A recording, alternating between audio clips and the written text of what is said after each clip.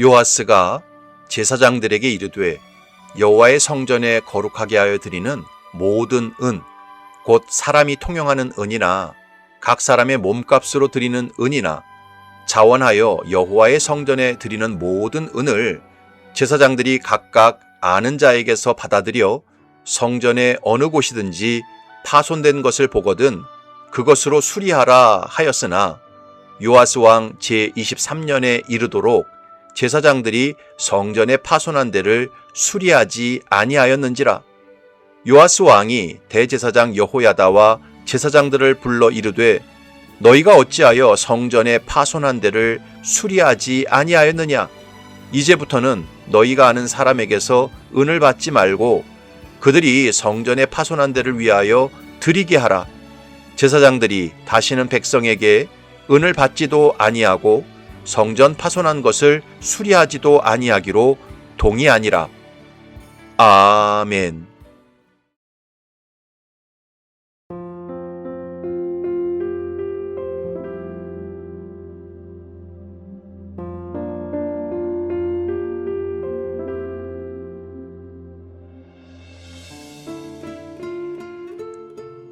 사람은 정신과 육체가 통합되어 있는 존재입니다. 그래서 바르고 행복한 삶을 살아가기 위해서는 정신도 건강해야 하고 육체도 건강해야 합니다. 누군가가 사람은 정신이 중요해. 아무리 육체가 건강해도 정신이 썩어 있으면 그 육체 가지고 죄만 지을 뿐이야 라고 말한다면 그 말이 맞는 말입니까? 틀린 말입니까? 맞는 말입니다. 반대로 누군가가 사람은 몸이 건강해야 돼. 아무리 고차원적인 정신세계를 가지고 있어도 육체가 병들고 아프면 아무것도 못해 라고 말한다면 그 말이 맞는 말입니까? 틀린 말입니까? 맞는 말입니다. 그러므로 한쪽만 유별나게 강조해서는 안 됩니다. 정신과 육체, 육체와 정신 둘 다 중요합니다. 정신도 건강해야 하고 육체도 건강해야 합니다. 그런데 이것은 신앙생활도 마찬가지입니다. 교회를 예로 들어봅시다. 교회라는 말은 헬라어로 에클레시아라는 말입니다. 그 의미는 죄악 세상에서 복음으로 부름을 받은 사람들의 모임이라는 뜻입니다. 따라서 교회는 원초적으로 건물이 아닙니다. 예수 믿는 성도들의 모임입니다. 그런데 그 복음을 믿는 사람들이 주로 어디에서 모입니까? 교회당, 예배당에서 모입니다. 그러다 보니까 교회 건물은 교회의 본질이 아님에도 불구하고 건물을 가리켜 교회라고 부르는 경우가 일반적입니다. 그래서 어떤 사람들은 이렇게 주장합니다. 교회 건물을 너무 화려하게 짓거나 불필요하게 크게 지으면 안 된다. 저는 이 말에 100% 동감합니다. 그런데 문제는 이런 주장이 점점 힘을 얻다 보면 나중에는 교회가 예배당을 짓고 건축하는 것 자체를 죄악시하는 경향으로 흘러갑니다. 이것은 너무나 잘못된 생각입니다.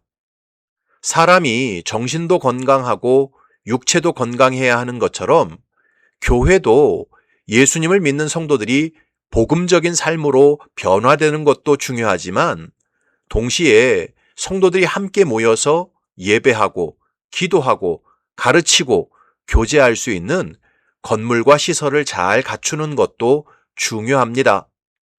그러므로 교회는 성도들이 복음적인 삶으로 변화되는 일에도 최선을 다해야 하고 동시에 신앙적인 활동을 가능케 하는 예배당을 잘 준비하고 관리하는 일에도 최선을 다해야 합니다. 이스라엘 백성들이 광야에 있을 때 하나님께서 모세에게 눈에 보이는 성막을 짓게 하셨습니다. 그 성막은 그렇게 크지 않았습니다. 가로 4.5m, 세로 13.5m, 높이 4.5m였습니다. 우리 교회 본당의 절반도 안 되는 크기였습니다.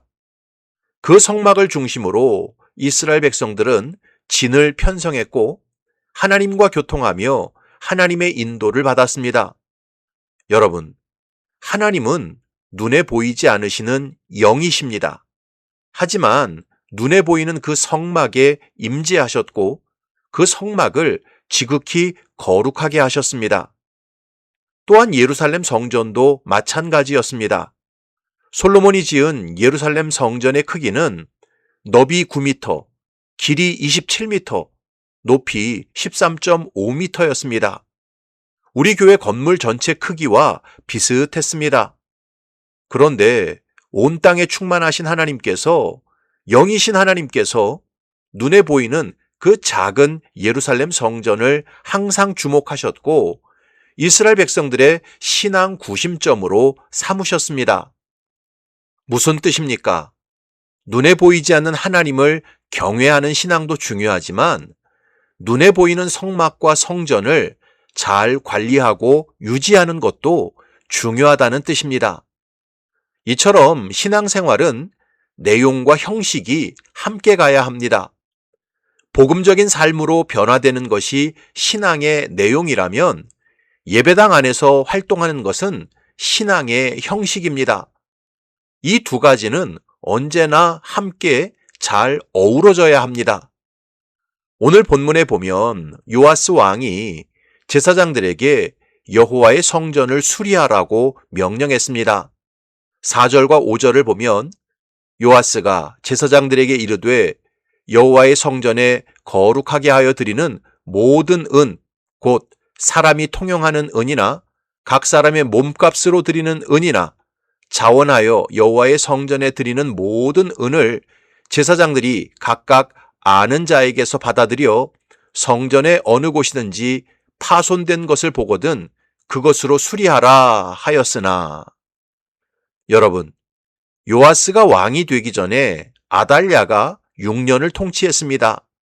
이 아달랴는 아합과 이세벨의 딸로서 바알 숭배자였고 남유다 안에 바알 신전과 바알 제사장을 세웠던 여자였습니다. 그래서 아달랴가 통치하는 6년 동안 여호와의 성전은 쇠락할 대로 쇠락할 수밖에 없었습니다. 바알 신전을 짓는 데는 돈을 물쓰듯이 쓰고 바알 제사장들에게는 좋은 대우를 해 주었지만 여호와의 성전은 거의 관리를 하지 않았고 여호와의 제사장들은 거의 방치하다시피 했습니다. 이것이 아달랴 시대의 예루살렘 성전의 상태였습니다. 그런 상황에서 요아스가 왕이 되었고 요아스는 남유다 안에서 바알 신앙을 몰아내고 다시 여호와 신앙으로 나라를 새롭게 해야 했습니다. 그런데 그 여호와 신앙으로 나라를 새롭게 하는 첫 출발이 무엇이었는지 아십니까? 바로 여호와의 성전을 새롭게 보수하는 것이었습니다. 여러분, 이것이 오늘날 성도들에게 말씀하는 메시지가 매우 큽니다. 성도들의 믿음이 새로워지고 하나님을 경외하고 섬기는 신앙으로 새로워지는 첫 출발은 자기 집을 먼저 세우고 자기 집을 먼저 화려하게 장식하는 데 있지 않습니다.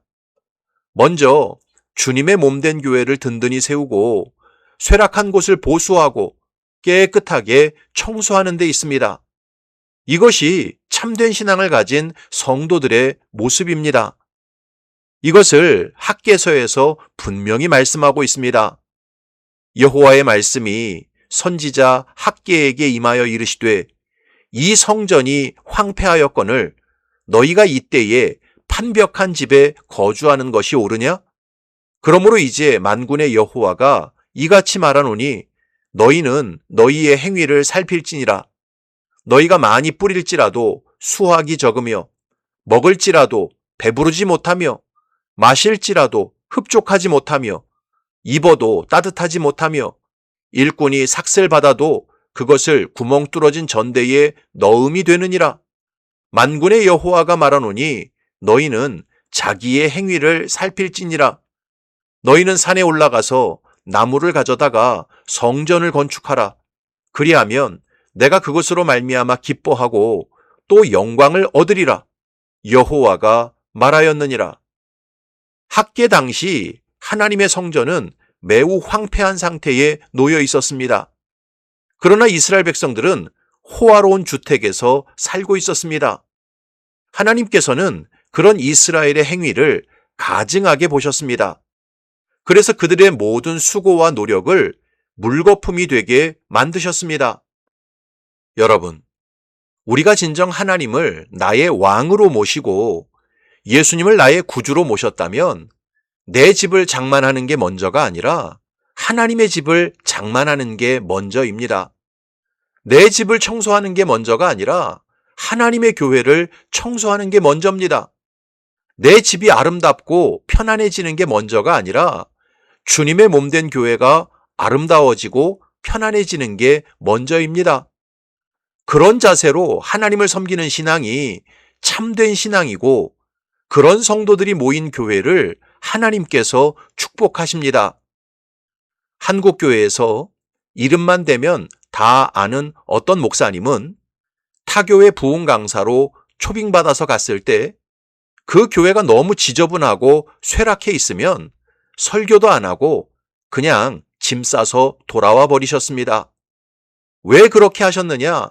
그분 말씀이 자기 교회를 그렇게 지저분하고 거지같이 만들어 놓은 교인들이 무슨 하나님 앞에서 은혜를 받고 무슨 변화가 일어나겠느냐라는 것이었습니다. 너무나 맞는 말씀입니다. 사랑하는 성도 여러분, 우리가 참으로 하나님을 경외하고 사랑하는 성도라면 먼저 교회 빚부터 갚고, 먼저 교회부터 청소하고, 먼저 교회부터 보수할 줄 알아야 합니다. 먼저 교회부터 돌아볼 줄 알아야 합니다. 그것이 참된 신앙입니다.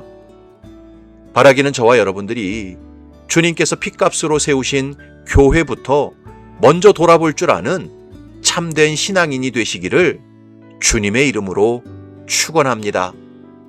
아멘.